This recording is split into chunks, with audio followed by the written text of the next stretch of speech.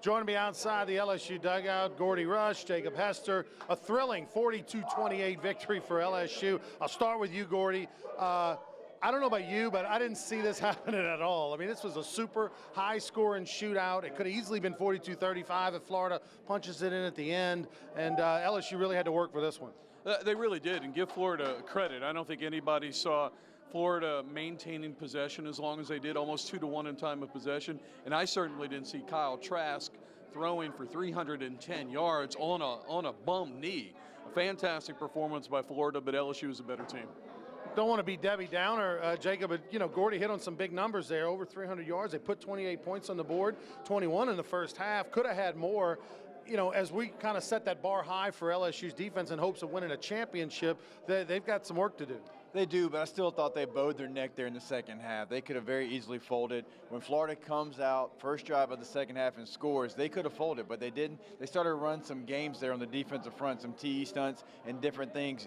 Watch the tape and watch Marcel Brooks. That's a guy that is really going to have a role down the stretch when the SEC season comes, and they need him. They need guys to create that pressure there on the edge and coming from multiple different guys. And so I thought the defense, yes, they gave up a lot of yards. They didn't have their best performance, but when they had to, they bowed their necks and played good football. Gordy, I want to talk about Joe Burrow. I mean, against that defense, a top 5 defense in the country, goes 21 for 24. 293 yards, and it was so much more than the stats. What was impressive in the first half, Florida just rushed 4, and he was able to audible at the line of scrimmage, and LSU ran the football. I'll let this guy talk about it, but that was really impressive because usually Todd Grantham likes the blitz, but he opted to go at a different route, rush 4, and it opened up some running lanes, and Burrow was effective in putting LSU in the right play.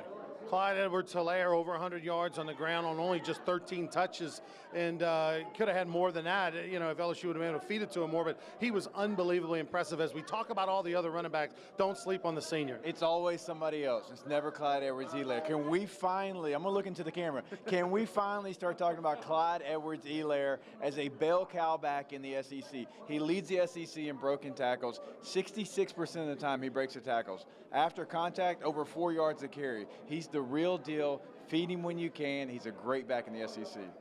Offensively, a lot of people got involved, and then Jefferson back-to-back big weeks had another 10 catches. Yeah, you know, again, if you're going to play man-to-man against this team, the big thing about it, their ability to make you miss. You know, in other words, they're able to shake you in man-to-man coverage. Big plays happen. And again, Chase and Jefferson did such a wonderful job tonight. All right, as we move on, and what's the biggest takeaway from this ball game as LSU moves on down the road, Auburn next? Yeah, look, Mississippi State then on. Mississippi State on the road, and we know last time you went there wasn't a good result for the Tigers.